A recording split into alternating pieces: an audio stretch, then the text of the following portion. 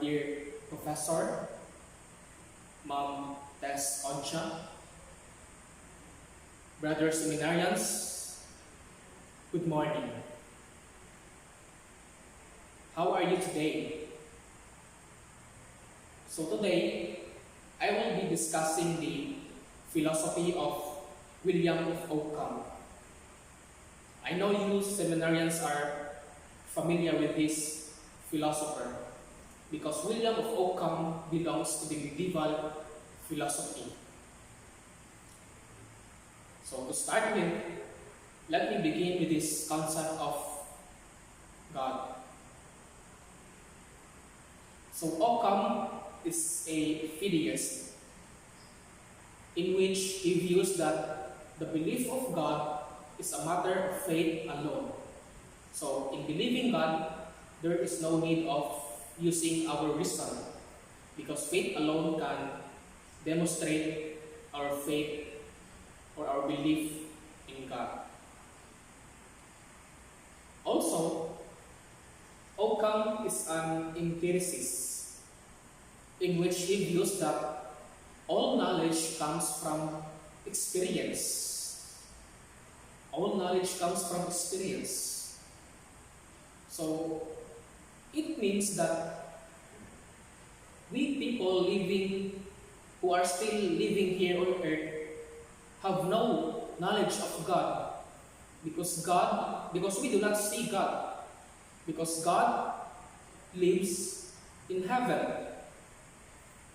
So only those people who are already in heaven can have the knowledge of God because they see God in heaven. Next is this concept of ethics.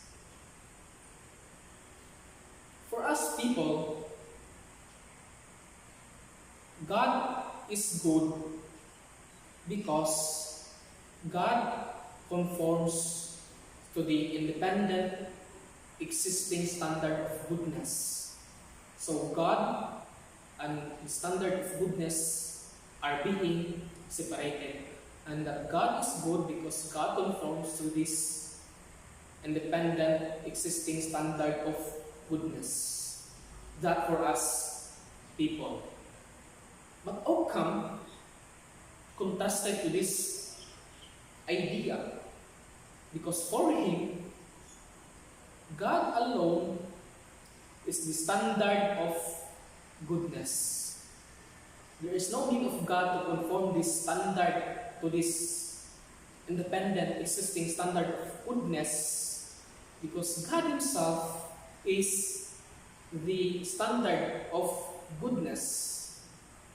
And that's why we people need to obey the commandments of God because God alone is the standard of goodness. That God is our standard of goodness.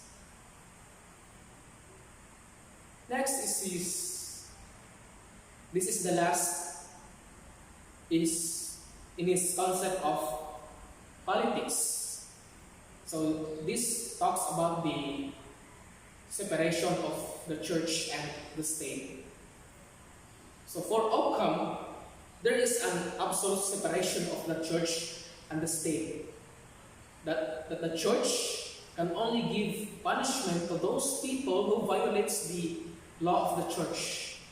On the other hand, the state can alone give punishment to those people who only violates the law of the state.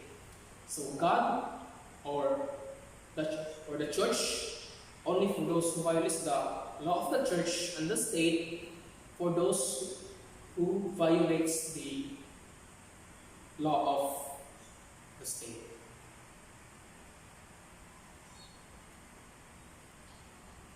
So, are there any further questions about my discussion from the audience?